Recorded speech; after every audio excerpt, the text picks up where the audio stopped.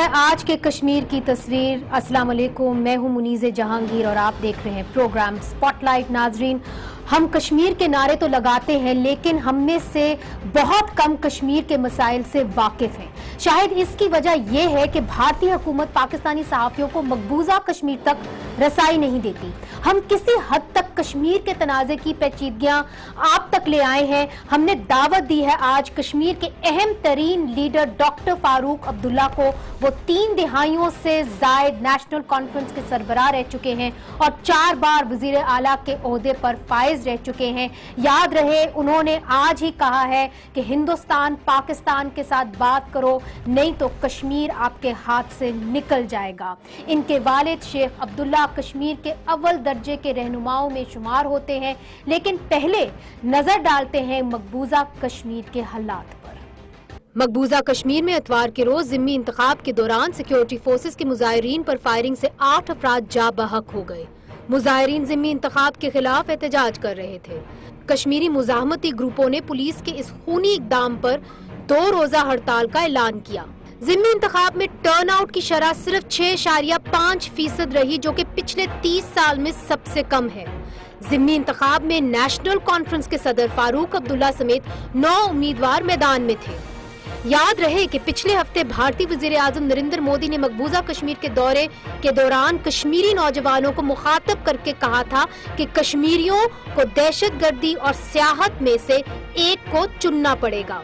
मकबूजा कश्मीर में इस वक्त महबूबा मुफ्ती की पीपल्स डेमोक्रेटिक पार्टी और बीजेपी इत्तेहादी हैं।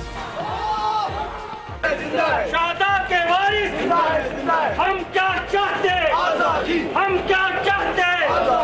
हिजबुल मुजाहिदीन के कमांडर बुरहान वानी की हलाकत के बाद से मकबूजा कश्मीर में हालात कशीदा हैं। बुरहान वानी को पिछले साल 2016 8 जुलाई को हलाक किया गया था एक इनकाउंटर में। भारत की नजर में बुरहान वानी एक दहशतगर्द, जबकि नई कश्मीरी नस्ल के लिए वो एक हीरो था। बुरहान वानी की हलाकत के बाद एहतजाज करने वाले मुजाहिरीन को भारतीय फोर्सेस की जानिब से पैलेट गन से निशाना बनाया गया, जिसकी मुजम्मत पूरी दुनिया खास तौर पर पाकिस्तान में की गई। इस तरह की कशीदगी 2008 और 2010 में भी देखी जा चुकी है, जिसके नतीजे में 200 से जायद अफराद हलाक हुए।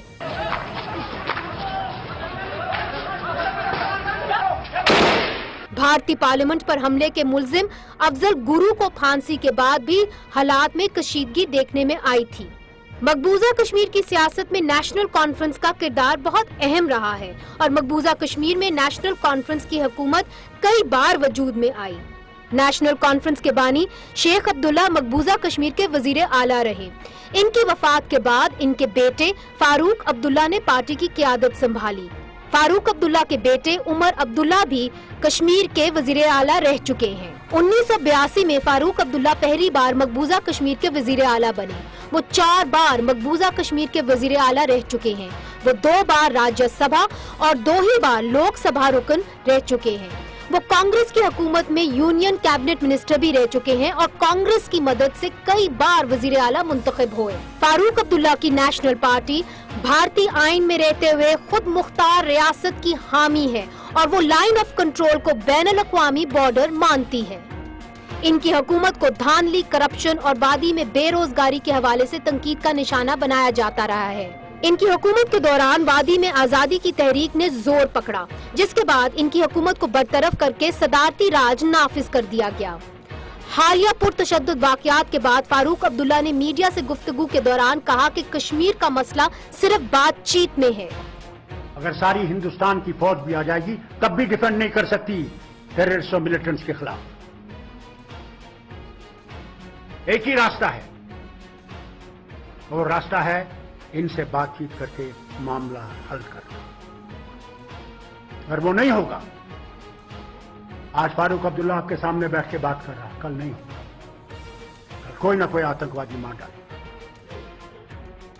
मगर मैं डरने वाला नहीं, मैं एक अल्लाह से डरता। जब मौत आनी होगी आ जाए।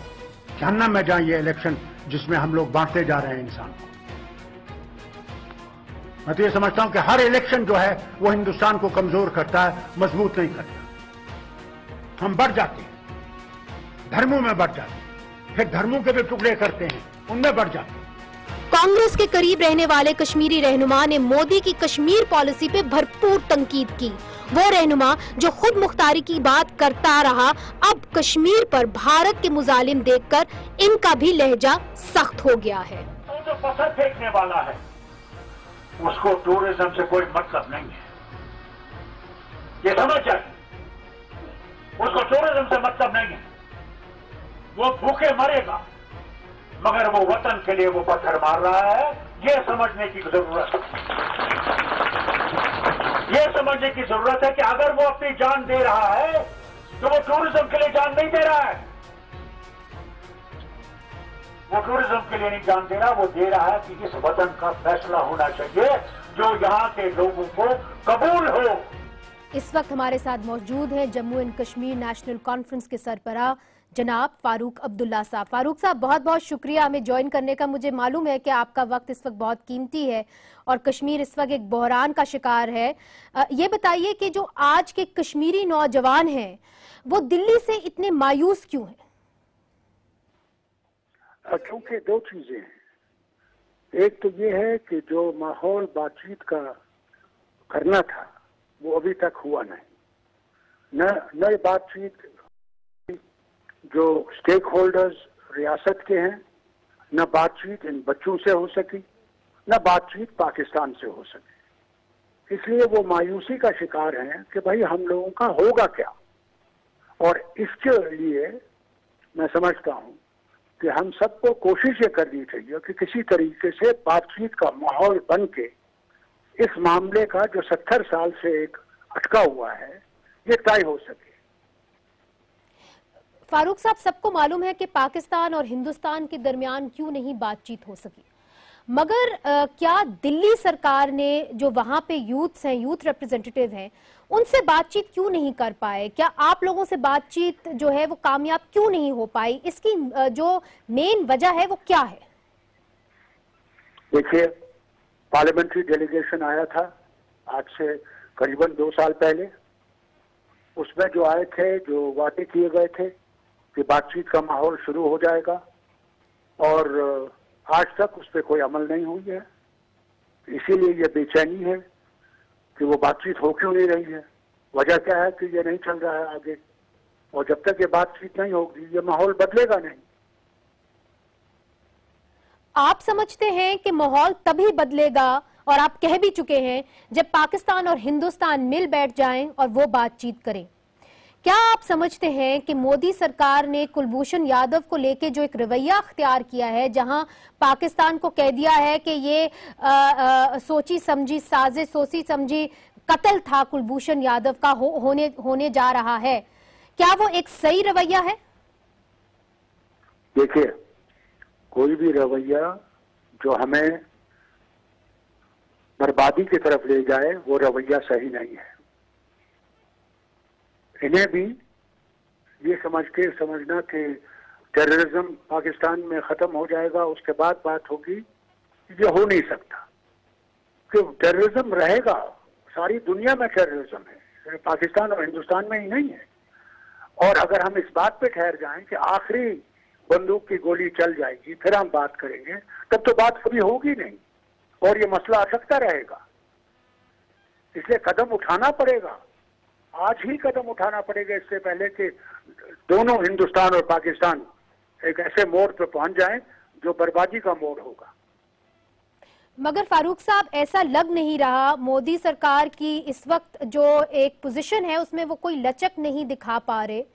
आप समझते हैं कि आने वाले कुछ दिनों के अंदर ऐसा माहौल बन सकता है कि बातचीत हो पाए, या आपको लगता है कि इस वक्त मोदी सरकार किसी भी लचक दिखाने की कोशिश नहीं करेगी या दिखाने के लिए आमादा नहीं होगी? मैं समझता हूं कि ये समझ के अगर हम चले कि मोदी सरकार बिल्कुल बातचीत नहीं करना चाहती है और उससे दूर रहना चाहती है, ये भी गलत है।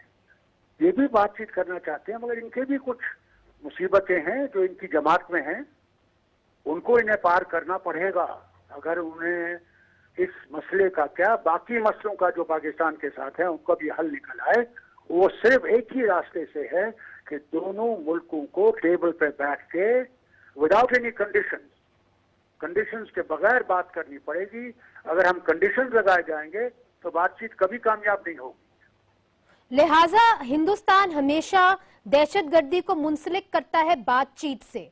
तो आप समझते हैं कि हिंदुस्तान को दहशतगर्दी को मुंसलिक नहीं करना चाहिए बातचीत से? अगर ये बातचीत होनी है फारूक अब्दुल्ला साहब, तो फौरन से मोदी हुकूमत को और नवाज हुकूमत को क्या करना चाहिए ताकि कश्मीर में भी अमन आ सके? देखिए, मैं आपको ये बताऊं, आपकी नॉलेज में होगा, जब करगिल का वॉर भी हुआ उसके बावजूद वाजपेयी जी ने जनरल मुशर्रफ साहब को बुलाया, आगरा में मुज़ाकरात हुए और उसके बाद में मुज़ाकरात चले, जिसमें कि 4 पॉइंट प्लान कुछ पेश किया था, मगर जो मामले वहां पे फिर मुशर्रफ साहब के साथ हुए वो आगे नहीं बढ़ सके। आज भी मैं ये समझता हूं कि इन हालात में भी हम लोगों को बातचीत का रास्ता इख्तियार करना पड़ेगा। पहल कौन करेगा फारूक साहब? कोई रास्ता नहीं है। पहल तो हिंदुस्तान को ही करना पड़ेगा, इसलिए चूंकि हिंदुस्तान ने ही फॉरेन सेक्रेटरी लेवल्स के ऊपर जो टॉक्स थी उनको कैंसिल किया, जैसे कि आप जानते हैं, इसलिए चूंकि Pakistani high commissioner Hurriyat leader से मिले, और आपको मालूम है कि हुर्रियत लीडर से मिलना कोई अचंभे की बात नहीं है, एक पार्ट ऑफ द प्रोसेस है। वो तो हर वक्त चलती थी, वो खाने पे जाते थे, बातचीत भी होती थी, मगर असली मुसीबत तो आज ये है ना कि हम लोग एक पाकिस्तान एक कोने में है और हिंदुस्तान दूसरे कोने में। अब इन दो कोनों को कैसे मिलाया जाए वो सवाल है। मैं ये समझता हूं कि अगर हम लोगों को इस बातचीत को किसी हद तक कामयाब करना है तो पहले हमें उन शख्सों को इस्तेमाल करना चाहिए, पाकिस्तान में भी और हिंदुस्तान में भी, जो दोनों मुल्कों को समझते हैं, जानते हैं, और एक ऐसी ट्रैक पे बात करें कि जो चीजें दोनों समझ सकें, और उसके बाद हाई लेवल मीटिंग हो, वो फॉरेन मिनिस्टर के लेवल पे हो, फिर प्राइम मिनिस्टर के लेवल पे हो। करना तो पड़ेगा, मगर आइस ब्रेक करने के लिए हमें पहले वो तैयारियां करनी पड़ेंगी जो हमें समझते हैं कि जरूरी है। ट्रैक 2 डिप्लोमेसी का इशारा आप कर रहे हैं। ट्रैक 2 डिप्लोमेसी की बात भी हुई, ट्रैक 2 हो, ट्रैक 3 हो, ट्रैक 4 हो, कोई भी हो, मगर आज करना पड़ेगा क्योंकि मुसीबत हम पे पड़ रही है, कोई तरक्की नहीं है हमारे यहाँ।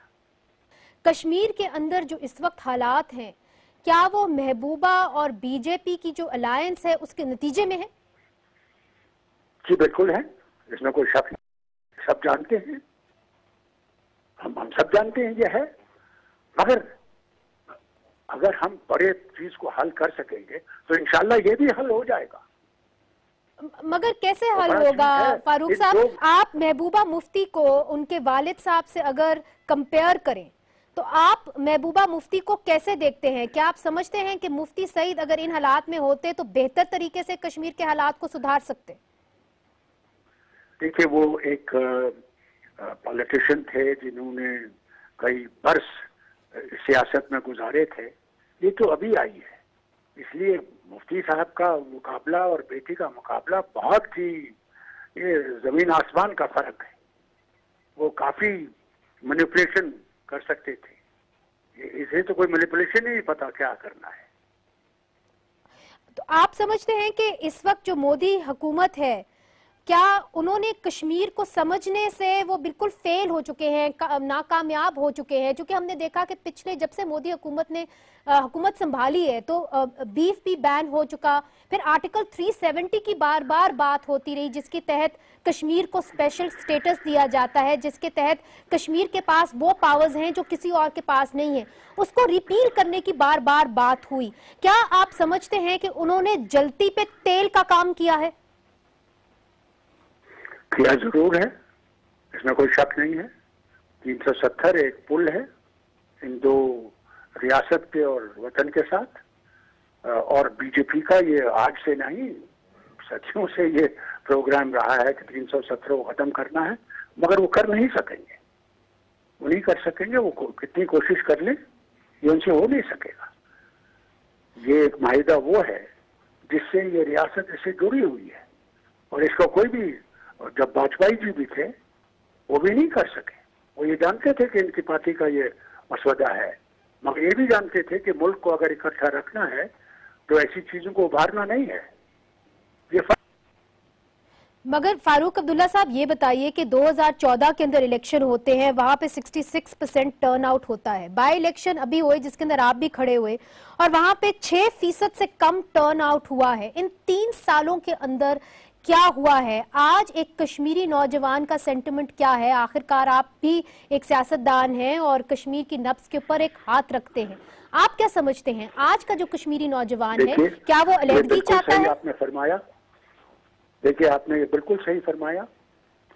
जब 2014 में इलेक्शन हुए तो करीबन 29% थे वोट परसेंटेज।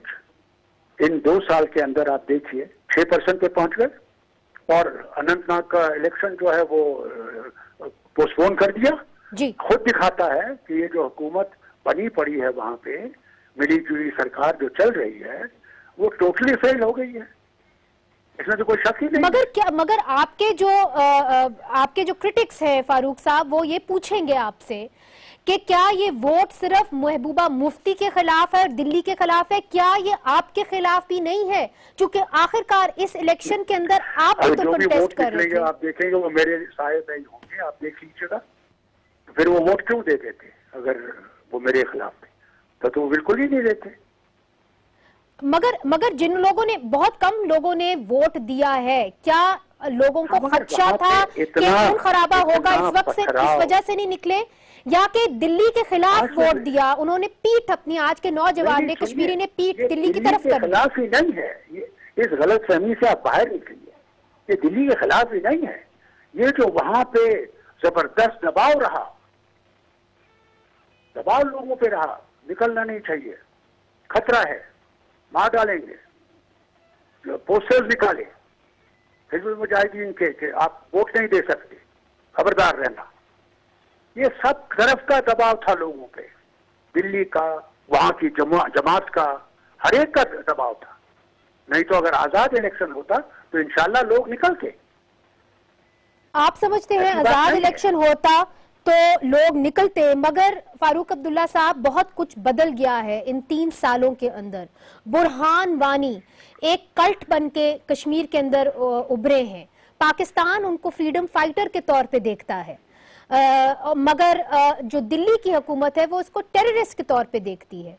आपका इसके ऊपर मौकफ क्या है? आप बुरहान वानी को कैसे देखते हैं? मैं आपको बुरहान वानी के बारे में थोड़ा सा आपको बताता हूँ, जरा दिल जरा समझ के सुनिएगा। चिंगारी पहले से लगी हुई थी,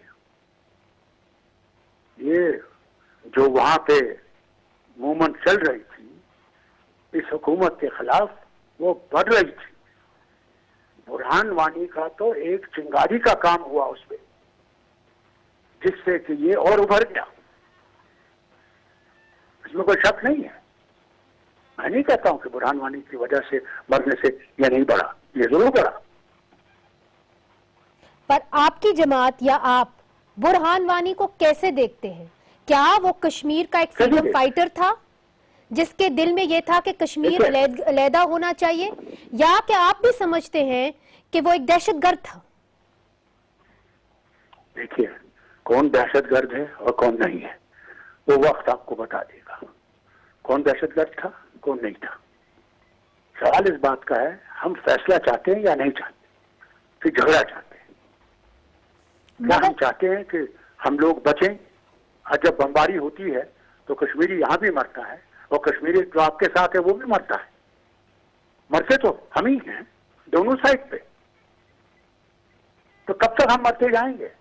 कभी आप सोचते हैं कि आप मरना बंद करें और रास्ते पे आने की कोशिश करें, मगर बचा सके दोनों साइडों को? मगर फारूक अब्दुल्ला साहब, मैंने एक छोटा सा वक्फा लेना है, मगर मैं आपसे पूछूंगी कि कई दिहाइयों से ये मसला चला आ रहा है और जो कश्मीरी नौजवान है खास तौर पे, उसकी आवाज, उसकी जो भी फीलिंग्स है, उसकी अक्कासी कश्मीरी लीडरशिप अब तक क्यों नहीं कर पाई?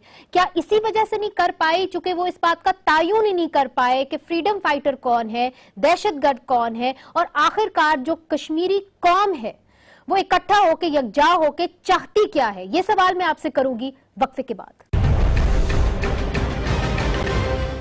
Welcome back. आज हमारे साथ एक बहुत ही खास मेहमान हैं, हमें ज्वाइन कर रहे हैं Jammu and Kashmir national conference के सरबराह फारूक अब्दुल्ला साहब।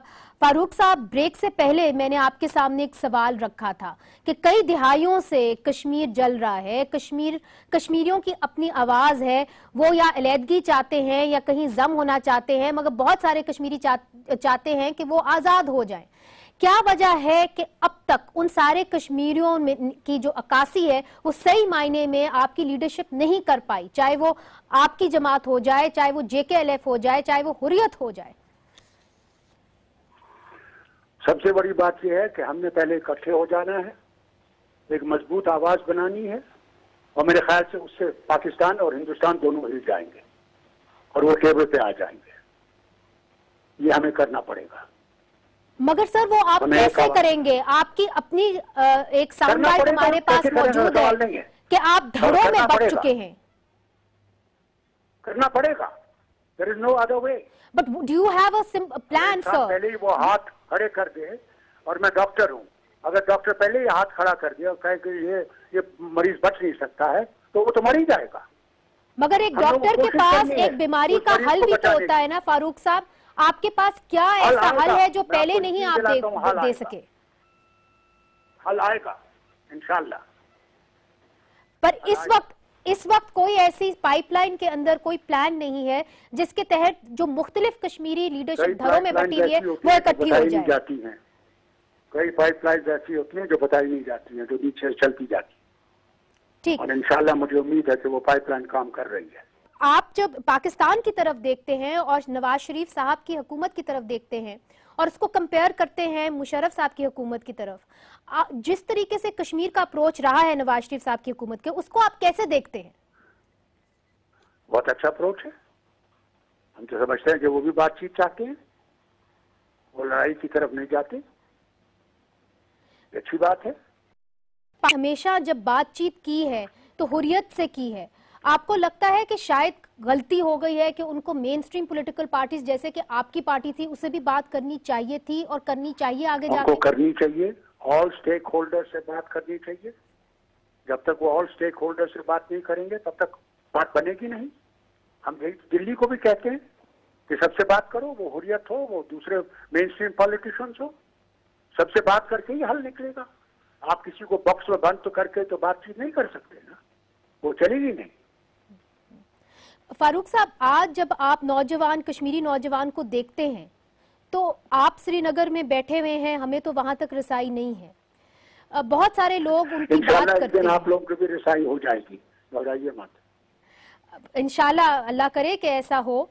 मगर आज उनका सेंटिमेंट क्या है, वो क्या चाहते हैं? आपकी नजरिए में वो क्या चाहते हैं? क्या वो अलहदगी चाहते हैं? क्या वो पाकिस्तान के साथ आना चाहते हैं? क्या वो दिल्ली के साथ जाना चाहते हैं? देखिए, मसला बहुत ही गंभीर है। अगर हम इसको इस पॉकेट पर रखें कि वो पाकिस्तान जाना चाहते हैं, आजादी चाहते हैं, या हिंदुस्तान के साथ जाना चाहते हैं, फिर आप कभी आगे नहीं चल सकेंगे। पहले हमें मेज पे बैठ के बात करने दीजिए, पता लग जाएगा कौन किस तरफ जाना चाहता, कौन किस तरफ जाना चाहता। पहले ही उस बात को जंप मत कीजिए कि हमारी सब जो ये गाड़ी चल रही है ये रुक जाए। फारूक साहब, आपने हमेशा कहा कि कश्मीर का जो मुस्तकबिल है वो हिंदुस्तान के साथ जुड़ा हुआ है। अब जबकि इतना कुछ हो गया है और आपने देखा है कि बीजेपी हुकूमत का क्या रवैया रहा है कश्मीर की तरफ, मिलिटराइजेशन मजीद हुई है कश्मीर के अंदर, क्या अब भी आज आप यही कहेंगे? जो सिचुएशन है जी, कितनी लड़ाई हुई पाकिस्तान और हिंदुस्तान में, बॉर्डर वहीं पे खड़ा है। आप देख लीजिए नॉर्थ कोरिया और साउथ कोरिया, 37 पैरेलल पे वो लाइन खड़ी हुई है, क्या तब्दील हुई? Let's look at the thing as it lies, और उसके बाद उसका सोल्यूशन निकालने की कोशिश करें। हम पहले लाइन पे ही झगड़ा करते रहेंगे, फिर आगे कैसे चलेंगे? फारूक साहब, आगे भी तो बढ़ना है। You are absolutely right, but all the wars that have been fought between India and Pakistan has been on Kashmir. कम से कम नवाज शरीफ साहब की हुकूमत तो दोस्ती चाहती है, मगर चूंकि आप वहां पे बैठे हुए हैं, कि हम लोग भी दोस्ती की तरफ जाएंगे, उसके लिए मैं काम कर रहा हूँ। और इंशाअल्लाह उम्मीद करता हूँ कि पाकिस्तान और हिंदुस्तान की दोस्ती हो जाएगी और हमारा मुस्तकबिल भी ठीक हो जाएगा। आप वो उम्मीद कहाँ देखते हैं?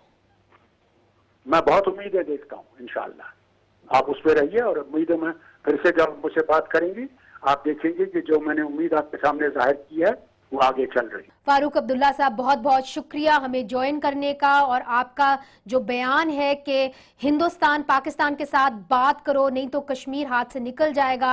अल्लाह करे कि ऐसा हो कि बातचीत हो, मगर क्या हिंदुस्तान आपकी बात सुनेगा कि नहीं ये तो वक्त ही बताएगा। बहरहाल आपका बहुत शुक्रिया कि आपने हमारे प्रोग्राम में शिरकत की। अब हमने चलना एक वक्फे की तरफ, और वक्फे के बाद हम बात करेंगे भारतीय जासूस कुलभूषण यादव की।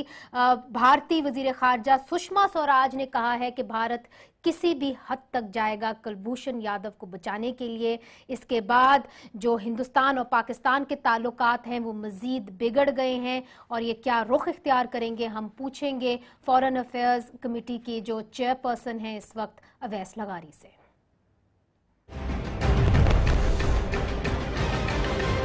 भारतीय वजीर खारजा सुषमा स्वराज साहिबा जो कि भारतीय जासूस कुलभूषण यादव की सजाए मौत पर अपना रद्द-ए-अमल दे रही थी। सुषमा स्वराज ने भारतीय राज्यसभा के अरकान को यकीन दिलाया कि भारत कुलभूषण यादव की फांसी रुकवाने के लिए किसी भी हद तक जाएगा। कुलभूषण यादव की भारत का बेटा कहते हुए सुषमा स्वराज ने आज पाकिस्तान को धमकी दी कि अगर कुलभूषण यादव को फांसी दी गई तो दो तरफा ताल्लुकात मजीद खराब होंगे और पाकिस्तान को इसका खमियाजा भुगतना पड़ेगा। सुषमा स्वराज ने मजीद कहा कि हमारा मौक़िफ़ बिल्कुल वाज़ेह है कि कुलभूषण यादव ने कुछ गलत नहीं किया और इसके खिलाफ कोई भी सबूत नहीं मिला।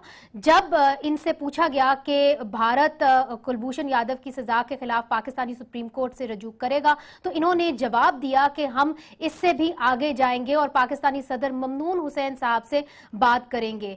इस मसले पर बात करने के लिए हमने दावत दी है पाकिस्तान मुस्लिम लीग नून के रुकन कौमी असम्बली और कौमी असम्बली की कायमा कमेटी बराए खारजा के चेयरमैन सरदार अवैस लगारी साहब। बहुत बहुत शुक्रिया लगारी साहब, आपने वक्त निकाला। मगर इससे पहले कि हम आपसे बात करें हम आपको ये भी दिखा दें कि ख्वाजा आसिफ साहब जो हमारे वजीर दिफा हैं उन्होंने सुषमा स्वराज के बयान पे क्या रद्द-ए-अमल दिया है। प्रीमेडिटेड मर्डर गुजरात में थे, प्रीमेडिटेड मर्डर जो था वो समझौता एक्सप्रेस में था, वो प्रीमेडिटेड मर्डर थे। हम किसी प्रीमेडिटेड मर्डर में इन्वॉल्व नहीं है। लगारी साहब ये बताइए कि इस वक्त पाकिस्तान का रद्द-ए-अमल क्या होगा? क्या वजीर दिफा का जो रद्द-ए-अमल है वही होगा या कि आप एक खास खारजा पॉलिसी बनाएंगे इस सिचुएशन को लेके? देखिए जी, मैं तो एक पार्लियामेंट का मेंबर हूँ रूलिंग पार्टी का जी। मेरा तो इनिशियल रिएक्शन इसका ये है कि पहले तो हिंदुस्तान की फॉरेन मिनिस्टर से ये भी पूछा जाए कि वो किस हद तक का क्या मतलब है उनका, जब उनकी ये तो किस हद तक जाने की बातें और ममनून हुसैन साहब तक पहुंचने की बातें ये लोग उस वक्त सोच विचार कर दिया करें ना जब अपने सर्विंग आर्मी ऑफिसर्स को पाकिस्तान के अंदर पाकिस्तान की सरजमीन को और पाकिस्तान के मुल्क को डिस्टेबलाइज करने के लिए भेज रहे होते हैं और इंटरनेशनल कवानीन को भी पढ़ लिया करें ना वहाँ के फॉरेन मिनिस्टर साहब। मगर ये बताइए कि आपने सही कहा कि आप सिर्फ कौमी असेंबली के एक मेंबर हैं मगर आप चेयरमैन हैं फॉरेन रिलेशंस कमेटी के। क्या जो अब पार्लियामेंट के अंदर बातचीत होगी उसके ऊपर क्या आप मुश्तरका तौर पे एक खास रिस्पॉन्स बनाएंगे? चूंकि बात अब इस पे आ गई है कि हिंदुस्तान अपने जो भी ताल्लुकात हैं वो पाकिस्तान से काटना चाह रहा है, कंप्लीट डिस्कनेक्ट की बात हो रही है। तो हिंदुस्तान ने पाकिस्तान के साथ ताल्लुकात जोड़ने की कब बात की है पिछले 3-3.5 साल में? हर वक्त तोड़ने की बातें कर रहे हैं। वो तो पाकिस्तान को छोड़े, हिंदुस्तान के अपने अंदर जो उनके जो मुसलमान हैं उनके जान अजाब में उन्होंने लेके आए हुए। तो ये इस किस्म की थ्रेट्स हमें कोई फर्क नहीं पड़ता है इन चीजों से। बात यह है कि क्या पाकिस्तान ने इंटरनेशनल कवानीन और अपने कानून के तहत चीज की है? हाँ की है। क्या पाकिस्तान ने उस आर्मी ऑफिसर को इनफ मौका दिया अपनी सफाई पेश करने का एक मिलिट्री कोर्ट्स के अंदर जो पूरा प्रोसेस था जो 1 साल चला? हाँ दिया है। क्या पाकिस्तान ने किसी इंटरनेशनल कवानीन की खिलाफ वर्जी की है? नहीं की। क्या पाकिस्तान ने अपनी सरजमीन के ऊपर पाकिस्तान के खिलाफ काम करने वाली एफर्ट को कवानीन के तहत किया है? हाँ किया है। तो चाहे इंडियन फॉरेन मिनिस्टर अपनी अवाम को खुश करने के लिए अगर 2 मिनट की स्टेटमेंट देती है तो उसकी अवाम मुझे उसे पूछे ना कि भेजा क्यों था उसको पाकिस्तान, उस आदमी को जिसको आज सजा हो रही है। मगर अवैस लगारी साहब, जहां तक मुझे समझ में आया है कि जो हमारे एक्सपर्ट्स हैं वो हमें बताते हैं कि जी राइट ऑफ अपील यादव के पास है। क्या आप समझते हैं कि आने वाले कुछ दिनों में, हफ्तों में इस डिसीजन को ओवरटर्न किया जा सकता है, या ममनून हुसैन इसके ऊपर कुछ नरमी दिखा सकते हैं? चूंकि हिंदुस्तान अपने मौकफ पे डट गया है कि हम अगर कुलभूषण यादव को सजाए मौत होती है और उनको फांसी हो जाती है तो फिर हम किसी हद तक भी जा सकते हैं, जिसका मतलब है कि हम अपने जो राब्ते हैं वो भी तोड़ सकते हैं पाकिस्तान के साथ, सफारती राब्ते। देखिए मैं इस वक्त ये जी आपको स्पेकुलेट करके बता सकता, ये जी प्रेडिक्ट कर सकता कि उनको उसकी अपील के अंदर क्या होगा, और वो अगर रहम की अपील करेंगे क्या होगा क्या नहीं होगा। लेकिन हकीकत यह है कि आज फॉरेन मिनिस्टर इंडिया ने फ्लोर ऑफ द हाउस में बैठ के एडमिट किया है कि यह आदमी हिंदुस्तान का बच्चा है और आदमी है, नंबर 1। ये उसने क्लियरली कन्फेशनल स्टेटमेंट्स हमारे पास रिकॉर्डेड हैं जो इलेक्ट्रॉनिक मीडिया के ऊपर चलाई जा चुकी हैं, मैजिस्ट्रेट्स के सामने उसने दी हुई हैं। इन्हीं 2 बातों को सिर्फ आप बैठ के नहीं जोड़ लें ना, इंटरनेशनल कम्युनिटी देख ले, वो आज एक्सेप्ट कर रही है कि उनका बंदा है। उसने खुद एक्सेप्ट किया कि मुझे इस काम की जिम्मेवारी दी गई थी, तो इसमें इंडिया कहाँ बेचारा जी रह जाता है, और इंडिया की पोजीशन कहाँ रह जाती है? बड़ा गरक हो गया। तो उन्होंने एक स्टेट लेवल के ऊपर कन्फेशन की है। हमारे पर तो मुंबई अटैक्स के इल्जाम लगाए जाते हैं ना, यहाँ तो फॉरेन मिनिस्टर ने और एक सर्विंग आर्मी ऑफिसर ने कन्फेशन किया है कि उन्होंने पाकिस्तान को। अवैस लगारी साहब, ये बताइए कि पाकिस्तान पीपल्स पार्टी भी ये कह चुकी है और ये मुतालबा भी बार बार आता रहा है कि जो भी एविडेंस आपके पास है क्या वो आप जाहिर करेंगे, कम से कम अपनी पार्लियामेंट के अंदर, सेनेट के ऊपर कोई तफसीलन आप जाहिर करेंगे कि क्या सजाए जो आपने दी है किस बुनियाद के ऊपर दी है कुलभूषण यादव को, ताकि मामला जो है कम से कम ट्रांसपेरेंट तो हो। देखिए बात सुनिए, मिलिट्री कोर्ट्स की तमाम प्रोसीडिंग्स ऑन रिकॉर्ड होती हैं। जिन पॉलिटिकल पार्टीज को या हमारे लोगों को उसकी इंफॉर्मेशन जरूरत है, तमाम की प्रोसीडिंग्स की जाएं और जाके हासिल करें, उनको आई एम श्योर मिल जाएंगी।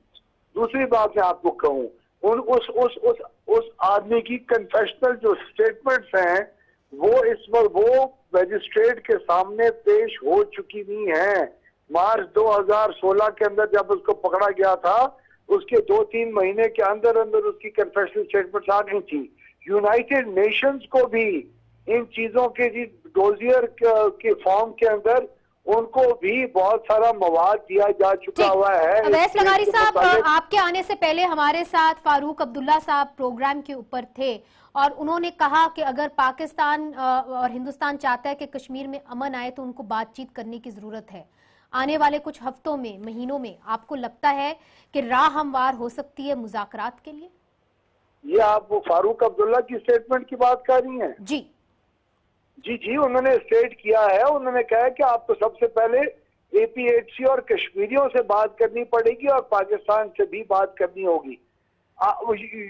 यूनाइटेड किंगडम के जो नहीं, मगर मैं आपसे ये सवाल कर रही हूँ अवैस साहब कि क्या आपको लगता है कि जो सिचुएशन इस वक्त है, राह हमवार हो सकती है अमन के लिए, मुज़ाकरात के लिए? अमन छोड़े, मुज़ाकरात के लिए इस वक्त हिंदुस्तान का वजीर आजम एक निहायत अनप्रेडिक्टेबल इंसान है, उसको प्रेडिक्ट मैं नहीं कर सकता। अच्छा, बहुत शुक्रिया। इलेक्शन हुए यूपी के अंदर, जो इलेक्शन हुए वो उनको स्टेट इलेक्शन के जहन से निकाल भी सकता है उसके बाद, क्योंकि अब उनके स्टेट इलेक्शन ऐसा नहीं है, लेकिन वो उनकी इसी थिंकिंग को रीएनफोर्स भी कर सकता है कि पाकिस्तान के खिलाफ एक अग्रेसिव स्टांस लो ताकि तुम्हारी पॉलिटिकल पॉपुलैरिटी बढ़े। बहुत बहुत शुक्रिया अवैस लगारी साहब अपना वक्त निकालने का। मगर जिस तरह के आज हमारे इस प्रोग्राम में हमारे खसूसी मेहमान फारूक अब्दुल्ला साहब ने कहा कि अगर आपको कश्मीर का हल चाहिए तो हिंदुस्तान और पाकिस्तान को आपस में बात करनी होगी, और यकीनन अगर इस खित्ते के अंदर आपको अमन चाहिए तो फिर आप हिंदुस्तान और पाकिस्तान को बातचीत करनी होगी, नहीं तो बात आगे नहीं बढ़ेगी, ना ही तजारत हो पाएगी और ना ही इस खित्ते के अंदर किसी किस्म का अमन आ पाएगा। आज के लिए इतना ही, इजाजत दीजिए, खुदा हाफिज।